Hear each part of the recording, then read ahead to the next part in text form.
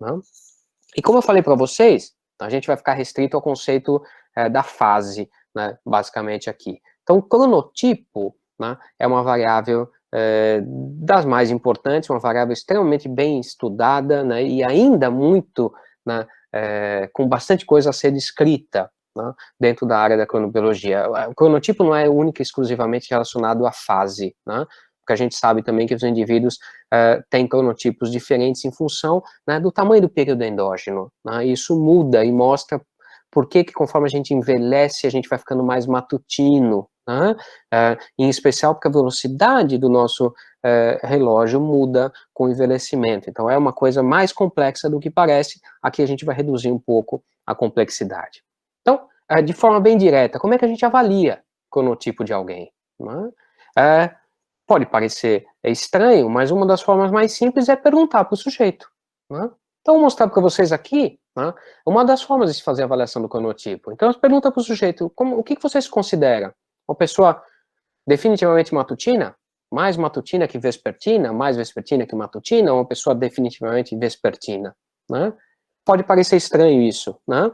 Mas isso foi feito, por exemplo, aqui, num levantamento, na criação de um banco de dados que chama UK Biobank, né, que estudou os indivíduos e a variável do cronotipo foi avaliada simplesmente por essa pergunta só. Né? E o que a gente vê aqui, né, deitadinho, é uma distribuição. Eu tenho mais indivíduos que se consideram mais matutinos do que vespertinos, né, definitivamente matutinos, mais vespertinos, definitivamente vespertinos. Né? E aqui era outra opção que eu não sabia ou preferia não responder. Né?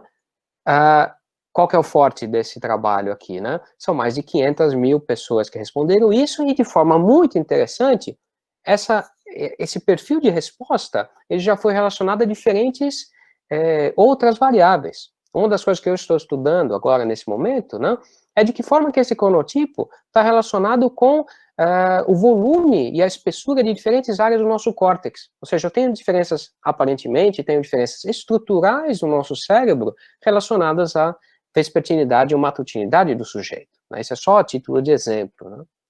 Mas isso já foi feito muito tempo atrás de forma bem mais estruturada. Hoje em dia, a gente utiliza questionários mais estruturados para fazer a avaliação do nosso cronotipo. O primeiro deles, e o mais utilizado, né, ao longo da história, é o questionário de Horn e Ostberg, né, que é um questionário complexo, são 19 perguntas, demora para o sujeito responder, né, mas é um questionário que já foi validado com relação à temperatura, ou seja, indivíduos que são classificados como mais matutinos, eles têm o pico da temperatura, a fase da temperatura mais cedo do que os indivíduos que são classificados como mais vespertinos, através desse questionário, né? E esse questionário também foi validado com diferentes outras variáveis desses marcadores que eu mostrei para vocês logo no comecinho da nossa aula, os marcadores do nosso sistema de temporização, né? Mostrando, portanto, que ele faz sentido. Né? Aqui a gente tem, né, na esquerda, né, gráficos de temperatura e aqui exposição à luz. Né? Em amarelo são os indivíduos mais matutinos, né? Em azul são os indivíduos mais vespertinos. O que a gente vê de uma diferença de uma curva com a outra? Né? Eu tenho um deslocamento dessa curva azul um pouquinho para a esquerda, ou seja, a temperatura dos vespertinos, ela atinge o seu valor máximo um pouco mais tarde. Isso a gente vê também aqui, isso é extremamente importante, gente, é quando a gente pega o padrão de sono.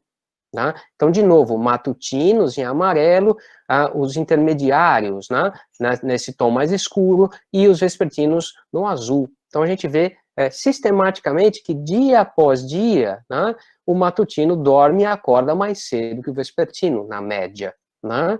Então, isso é muito bonito da gente ver, né, e da gente acompanhar, quer dizer, essa variável cronotipo, ela tem relação direta com outras variáveis do sistema de temporização. Tá? A gente vai voltar a falar, por exemplo, sobre esse trabalho em outras aulas, certamente, o trabalho no grupo de Múrcia, um grupo da Espanha, que é extremamente interessante. Então, grosso modo, a gente pode classificar todo mundo, independente da região, entre matutinos, intermediários e vespertinos. A tendência que a gente tem é ter uma curva, né, de distribuição normal, ou seja, grande parte da população é intermediária, mas eu tenho indivíduos vespertinos e matutinos, inclusive extremos, né, que são os indivíduos mais rígidos, né. No Brasil, a primeira vez que isso foi feito, né, foi no começo da década de 90, exatamente em 90, por um grupo, de novo, um grupo do nosso orientador, meu orientador do John, né, com o professor Mena Barreto, né. Depois, mais recentemente, a gente fez um levantamento de mais larga escala, né, então a gente estudou 17, pouco mais de 17 mil pessoas, né, cada pontinho que vocês estão vendo aqui no mapa do Brasil, né, cada pontinho desse é uma cidade que tem respostas, ou seja, sujeitos que responderam a partir dessas cidades, né, vocês podem até ver que tem uma grande massa, né, do Brasil que não participou do estudo, né, isso foi feito pela internet.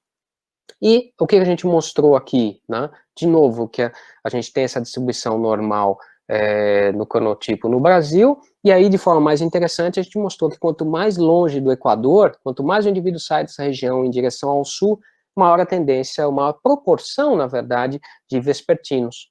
Esse é um dado nosso que a gente descreveu alguns anos atrás. Né?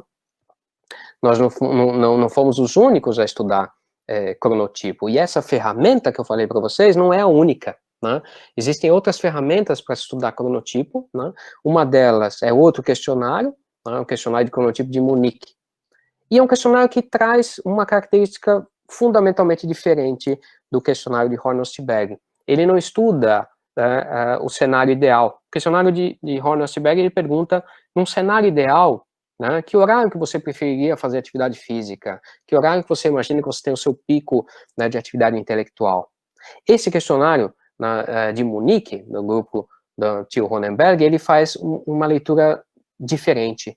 Ele estuda o cronotipo com base nos horários habituais de sono da semana e do final de semana. Né? De acordo com esses autores, isso é uma medida mais real, né, do indivíduo imerso no seu ambiente, e mostra, inclusive, o seu atrito, né, entre a expressão biológica endógena e a organização social, que é a partir desse questionário que a gente extrai uma outra variável que a gente vai falar um pouquinho mais para frente, que a gente vai chamar de jet lag social. Né? Então, o questionário de Munique, na verdade, é extremamente simples. O que a gente tem aqui nessa imagem é uma representação dele. Né? Então, pergunta para o indivíduo nos horários, nos dias de escola ou trabalho, nos dias livres, que horas ele vai para a cama, quanto tempo ele dorme, que horas ele acorda. Né? E com isso eu tenho uma medida, né, do perfil de sono, e eu consigo pegar uma variável que é importante, que é a metade do sono, a metade da fase de sono do sujeito. É essa variável que eu vou avaliar, né, e vou chamar de cronotipo. Então vejam nesse gráfico colorido bonito, o que a gente tem aqui? Porcentagem da população, e aqui a gente tem de indivíduos extremamente matutinos, em roxo, até indivíduos extremamente vespertinos. E de novo a gente tem uma distribuição, né, que lembra uma curva normal, como a gente tem também para o questionário de Horn-Ostberg. Aliás, os dois têm uma correlação bastante grande, né, apesar de medirem variáveis diferentes, porém relacionadas. Tá? Um detalhe que é curioso, eu não gosto muito desse gráfico, porque ele é cheio de coisa, mas ele mostra, se a gente for seguir cada uma dessas linhas só, né, o que a gente vê? Né? Primeiro, né, que o cronotipo que a gente está vendo aqui, quanto mais alto o valor, mais vespertino, quanto mais baixo, mais matutino. Né? Então, se vocês acompanharem, a gente tem um pico de vespertinidade, né, entre aqui 15 e 25 anos, ou seja, essas retas estão mais altas, e conforme a gente vai variando, né, a idade, os indivíduos, essas curvas vão ficando mais baixas, ou seja, os indivíduos vão, né, no todo, ficando mais matutinos conforme envelhecem. E o que tem a mais aqui, que é o que eu quero chamar a atenção para vocês, que é extremamente interessante, né, é que no eixo X, eu tenho tempo que aquele indivíduo fica por dia, né, exposto à luz ambiental, ou seja, fora de casa. E aí o que a gente vê? Né? Que esse cronotipo, ele muda, né, em função do tempo de exposição. Na média, o que a gente olha aqui é uma curva que está inclinada, mostrando que quanto mais tempo o indivíduo fica exposto à luz fora de casa, mais matutino ele é. Isso é bastante bem pronunciado, principalmente para os indivíduos mais velhos. Né? Ou seja, vejam que essa variável, portanto, né, que é o cronotipo medido a partir desse instrumento, ele mostra também relação, né, com o que está acontecendo lá nos nossos núcleos supraquiasmáticos, né, ou seja, estão recebendo direto informação da luz do ambiente. Num outro cenário, né, feito com estudantes de graduação, num experimento também bastante interessante, né, foi mostrado o seguinte: indivíduos, será que se eu pegar um grupo de alunos, né, que em uma semana eu estudo esses alunos na luz artificial, ou seja, expostos à rotina dentro da universidade, e depois eu faço uma avaliação desses alunos num outro cenário, eu levo esses alunos para o campo, né, onde eles ficam expostos à luz ambiental. Será que se eu comparar a atividade de repouso e outras variáveis que eu vou mostrar para vocês, como a melatonina e o sono, desse indivíduo nessas duas situações, será que a intensidade da luz diferente, que é o que a gente vê em amarelo aqui, né? Nessa semana, primeira semana, o indivíduo está na sala de aula, né? E aqui não, aqui ele está exposto ao ambiente. Será que essa diferença de intensidade de luz, né, causa, né, diferença no ritmo do sujeito? Então, olha que interessante aqui. Aqui a gente tem exposição à luz, né, na linha escura, né, luz natural, e na linha baixa aqui, luz artificial. Parece que está muito próximo, né, mas essa escala é logarítmica, né, isso aqui é que nem gráfico de Covid, né, então aqui é muito mais alto do que aqui, né, o que está em preto é muito maior a intensidade da luz. Será que isso mexe com a nossa organização temporal? Olhem que interessante aqui. Então vejam, nessa linha eu tenho nascer do sol, quer dizer, pôr do sol, aqui eu tenho nascer do sol. Aqui eu tenho 3 pontos da melatonina, né? O início da subida, o ponto médio e o final da descida, né? Quando os indivíduos estão expostos à luz, tá, artificial, ou seja, quando estão expostos na rotina normal da universidade, eles tendem a ter um bloco de sono acontecendo aqui, né? Ou seja, vão para a cama depois da meia-noite, né, e acordam lá por volta das 8 da manhã. Aliás, são extremamente sortudos, né, para poder acordar nesse horário.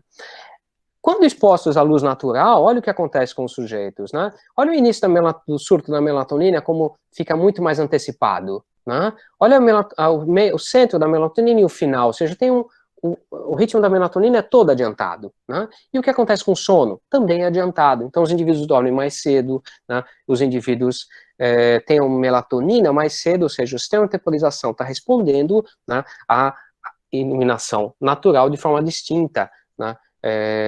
E isso mostra, de fato, a interação entre a fase, interação entre cronotipo, interação entre um marcador endógeno bastante importante, que é a melatonina, né? Saindo um pouco desse cenário mais de experimentação, né, o que vocês estão vendo nessa imagem agora é um mapa de calor, né, de tempo na tela, ou seja, tempo de smartphone, né? Esse é um trabalho, eu não lembro exatamente o tamanho da amostra, é uma amostra, essa amostra é pequena, não é tão grande, né?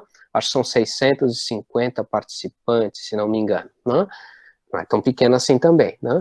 E o que a gente vê aqui, né, o que seria o vermelho é o máximo, né, de um indivíduo ligado, e azul os indivíduos, o instante que aquele indivíduo está dormindo. Cada linha é um indivíduo diferente. Então a gente vê que na média, né, os indivíduos eles começam, né, a ficar ligados na tela, ou seja, o horário que o sujeito pega o smartphone na mão pela manhã, né, ou seja, aqui em torno de entre 5 e 6 da manhã, e eles vão diminuir o ritmo, tá? Depois das 10 da noite, né, 11 da noite, aqui é meia-noite, né? Ou seja, meia-noite ainda tem gente conectada, né? Aqui é a mesma coisa, o que a gente está vendo só é o tempo, né, de exposição ao longo do dia, né? Ou seja, a gente fica mais tempo, tem até 2 picos aqui, né, um no fim da tarde, começo da noite, e um outro no começo da manhã, né? Isso por um tempo de smartphone. Isso é de extrema importância a gente lembrar do papel da luz, em especial da tela do smartphone, na organização do nosso sistema de temporização, né? Saindo um pouco, e agora aqui sim aumentando o número, né, o que a gente está vendo aqui é como que o indivíduo, quando compara, olha que interessante essa variável, o indivíduo usando o Twitter, né, durante a semana e no final de semana. Quanto mais vermelho, quer dizer que maior é a diferença, tá, entre o horário que ele usa o Twitter na semana e no final de semana, tá, mostrando que em várias áreas, aqui é um mapa nos Estados Unidos, né, em várias áreas o indivíduo vai usar o Twitter no final de semana muito mais tarde, né, até 2 horas mais tarde do que o horário que ele usa o Twitter durante a semana. Né? Isso é só para introduzir para vocês essa variável que eu vou chamar de jet lag social, ou seja, no final de semana parece que ele viaja, né? E ele não só se expõe mais à luz mais tarde, mas ele também está inserido no mundo mais tarde, né? Então, por exemplo, aqui usando o Twitter. Tem um dado muito interessante mostrando isso, por exemplo, em atletas da NBA, né? Em jogadores de basquete, né? Então, finalizando essa ideia do cronotipo, né? Quais são as implicações disso? Tá? Ou seja, o que o cronotipo traz importante para a gente, além de ser uma coisa extremamente curiosa? Será que tem alguma coisa bastante importante? Né? Aí eu tenho que falar um pouco sobre isso, né? Mas o cronotipo está ligado muito, inclusive, a uma questão mais cultural nossa. Né? Essa imagem do que está aqui, né? Isso não existe só em português, mas em inglês tem a mesma expressão também, muito parecida, ou seja, a gente tem uma tendência a imaginar que quem acorda mais cedo tem maiores vantagens. Né? Então, quais seriam essas vantagens de acordar cedo? Né? Qual que é a pegadinha aí? A pegadinha é a seguinte, né?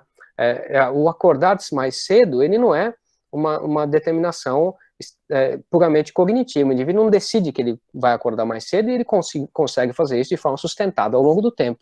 Né? Então, o acordar cedo, ele tem um custo que é diferente para os diferentes indivíduos. O indivíduo que é vespertino, ele tem um custo muito maior para acordar mais cedo do que o indivíduo matutino. Tá? E esse custo a gente tem que levar em consideração hoje, a gente tem que tentar medir quais variáveis trazem essa informação desse custo. E será que esse custo, ele reflete na saúde do sujeito? Né? Essa que é a grande influência, a grande importância dessa área. Né? Um exemplo só que eu vou dar agora para vocês, né? Aqui a gente tem em azul, né? Matutinos, em roxo intermediários, em vermelho vespertinos, né? E o que a gente tem aqui? Né? Aqui é tarde, aqui é metade do dia, né? E aqui é manhã, ou seja, nesse eixo, né? Eu tenho manhã, tarde e noite, aqui eu tenho cronotipo, e aqui eu tenho nota, né? Nota na sala de aula, nota de uma avaliação, né? A gente tende a encontrar que os indivíduos mais matutinos, eles tendem a ter um desempenho melhor, né, mais cedo do que os indivíduos vespertinos. O que isso representaria no nosso dia a dia, né? Se eu tiver dois grupos numa sala de aula, matutinos e vespertinos, se eu aplicar uma prova para eles às 7 da manhã, naquele primeiro horário infeliz da universidade, né? É de se esperar que os matutinos tenham maior capacidade para ter um desempenho melhor nesse horário.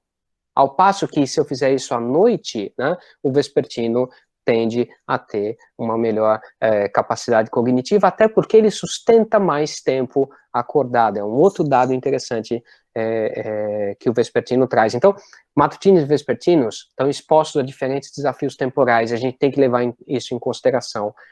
Isso não vale só para variáveis como essa, mas também para coisas muito simples, como tempo de reação, por exemplo. Né? Matutinos e vespertinos também diferem muito, né? Outro trabalho nosso interessante com relação ao desconforto. Tá? Vocês já ouviram falar no horário de verão. Né? A gente não tem mais isso, né? Aliás, não tem mais isso no Brasil inteiro. Né? Esse artigo agora ficou absolutamente inútil daqui para frente no nosso país, mas o que ele mostrou? Por que ele foi interessante? Ele mostrou que nas zonas subtropicais do Brasil, né, os indivíduos vespertinos, eles tendem a ter mais desconforto com o horário de verão. Né? No limite da zona subtropical para tropical. Né? Ou seja, de novo mostrando que a organização ao longo da latitude ela é importante até nisso. Né? Num exemplo de uma coisa simples, que aqui eu estou falando do desconforto, mas a gente sabe que o horário de verão, a entrada e saída do horário de verão está relacionado com, por exemplo, maior incidência de acidentes. Né? Então é uma área bastante importante, o risco cardiovascular aumenta, por exemplo, nisso. Né? Indo um pouquinho, né, para uma outra repercussão que é importante, lembram dessa imagem que eu mostrei para vocês? Ou seja, o nosso sono, ele normalmente é, né, empurrado, tá, para que o nosso início do sono seja mais tardio e a gente, né, não deixa o final do sono ser mais tardio também, ou seja, a gente comprime o nosso sono. Tá? E quanto mais vespertino você for, maior é esse grau de compressão. Né? E esse grau de compressão está relacionado com essa variável aqui que eu vou mostrar para vocês, ou seja, quanto mais eu comprimo o meu sono durante a semana, maior a tendência de eu tentar descomprimir, relaxar no final da semana. Né?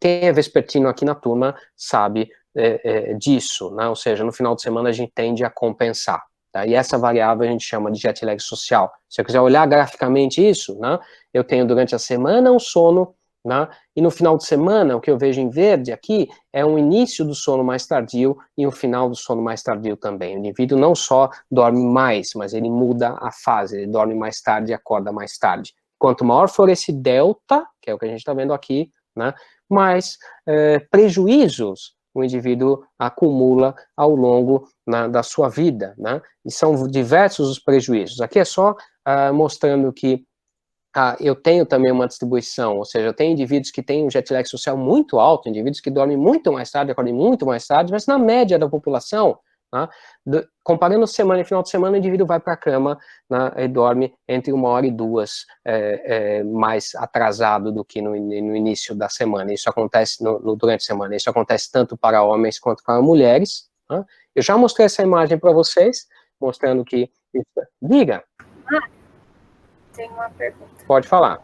Professor, tendo uma rotina bem estabelecida para todas as atividades, até os mascaramentos podem fazer os ritmos serem constantes, certo? Sim. Digo os mascaramentos sendo sincronizadores em vez de dificultar a expressão dos ritmos. Exatamente. Então, eu fui bem cuidadoso quando eu falei sobre isso, dizendo que, tentando passar a impressão que o mascarador, ele não é um elemento ruim. A expressão do nosso ritmo, ela é uma soma, né, entre o que endogenamente a gente expressa, né, e todos os eventos que interagem com os nossos ritmos, sejam eles sincronizadores clássicos, sejam mascaradores quaisquer, né, ou seja, o mascarador ele não é ruim, o mascaramento não é ruim, ele faz parte da nossa vida, é totalmente natural. O importante é que a gente consiga reconhecer, até, por exemplo, para conseguir atuar, seja em diagnóstico, seja em terapia. Né? Então é importante que a gente reconheça quais são as variáveis que afetam a nossa ritmicidade. Né? Mas o afetar não no sentido negativo, não é exatamente isso que eu estou falando. Então ele tem toda a razão quando fala dessa forma. Então o jet lag social, tá? Ele está relacionado a muitas coisas ruins, eu já mostrei para vocês algumas anteriores, né? Mas a gente tem aqui, né, o que esse grupo mostrou, né, que ele está associado à privação crônica de sono, a gente vê isso claramente, né, ao uso de despertador, por exemplo, né, e é bastante importante, e veja aqui que interessante, né, 33% dos sujeitos têm uma tendência a dormir, tem uma variação entre semana e final de semana de 2 horas ou mais, tá? O que é enorme, isso é bastante grande, isso é mais pronunciado no vespertino. E lembrando aquilo que eu já falei para vocês, acho que no jovem, né, a tendência da gente ter mais de 60% da população jovem vespertina. Né? Já mostrei isso daqui para vocês falando da obesidade, né? Mostrei na aula passada, né? Mas aqui eu vou dar alguns dados interessantes. Né? Então vejam, 70% da população, né, eu tenho o jet lag social, né? Ele é um preditor, sim, do índice de massa corpórea, como mostrei para vocês. Né? Eu tenho ao longo das últimas décadas, uma mudança no padrão, a redução da duração do sono, ela é real, né? E os indivíduos estão se expondo cada vez menos à luz natural, o que tende a atrasar o cronotipo, o que aumentaria o jet lag social. Então, isso é bastante importante, né?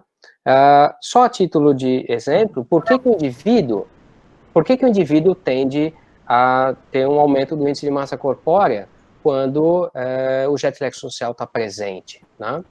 Então vamos imaginar que o jet lag social está relacionado, está envolvido com o débito de sono. O indivíduo dorme pouco durante a semana, é bastante no final de semana. Né? Então no mecanismo, diga. Tem uma pergunta sobre o jet lag social provocar consequências crônicas a longo prazo? Sim. Qual a pergunta? Não, é para você abordar isso. Sim. Bom, então vejam que eu estou falando aqui sobre aumento do índice de massa corpórea, obesidade, né? Mas o jet lag social ele também está relacionado ao aumento do risco cardiovascular, né? Diabetes mellitus também, né? Síndrome metabólica como um todo, né? São várias as doenças crônicas, dentre elas as mais importantes, as que mais acometem a nossa população, com as cardiovasculares e as metabólicas, que estão relacionadas já de forma bem descrita com o jet lag social. Então, isso de fato é uma realidade. Né? Com relação ao sono, Vejam que se eu tenho um débito de sono, não importa aqui a causa, né, o jet lag social, eu já falei que reflete um deles, com certeza, né, leva a cansaço, menos atividade, o indivíduo aumenta o seu índice de massa corpórea. E ao mesmo tempo, diretamente, se a gente for pensar só na fisiologia, a gente tem aqui dois marcadores importantes no nosso comportamento alimentar, né? Quanto mais débito de sono eu tenho menos leptina, que sinaliza saciedade, eu tenho mais ghrelina, que faz com que o indivíduo busque mais alimento, né? São dois sinalizadores humorais importantes. Então, o indivíduo come mais e ele também faz uma dieta mais seletiva, né? Ou seja, ele come mais açúcar e gordura, tá? Então, isso é bastante importante. Finalizando aqui, o que a gente tem também, né? Que o jet lag social ele também está relacionado com outras variáveis. Aqui, o humor, né? Nesses dois gráficos, a gente tem a meia fase do sono, que é a variável do jet lag social, ou seja, quanto mais vespertino o sujeito, maior a tendência, né, dele apresentar marcadores de depressão maiores, e quanto maior for o jet lag social também, né, ou seja, jet lag social e vespertinidade associados a mais depressão. Isso também já foi bastante descrito, né? E última coisa, né? Isso vem gerando o estudo do cronotipo, o estudo do jet lag social, o estudo da expressão do nosso ciclo sono-vigília ao longo da vida, vem gerando pressões. Tá? O que a gente tem nesse gráfico aqui, tá, faz parte de uma iniciativa de várias regiões, inclusive no Brasil, né, de tender a gente aumentar um pouco o início das aulas, da manhã para um pouco mais tarde, atrasar um pouco o início das aulas. O que a gente vê aqui bem claramente, indivíduos que são estudantes de ensino médio, que se a gente aumentar o início das aulas de 8 da manhã para as 8h55, por exemplo, a gente faz com que, anteriormente, a gente tinha 49,7% de indivíduos dormindo 8 horas na noite, né? E esses 49,7%, eles passam a 66%, ou seja, os indivíduos vão ter mais duração de sono quanto mais tarde for o início das aulas, na média, na população jovem, na população de ensino médio. A Califórnia, por exemplo, instituiu isso de forma regulamentar, né, com lei, né? A gente está tentando também gerar informação sobre isso na Associação Brasileira do Sono. Eu e o John participamos dessa iniciativa aqui, desse dossiê, que vocês podem procurar, inclusive, na internet. E a última coisa é essa, né? A gente nunca pode esquecer que o nosso sono e os nossos ritmos, como todos, eles são fenômenos indissociáveis do ponto de vista da gente ter sempre um componente biológico, um componente social, tá?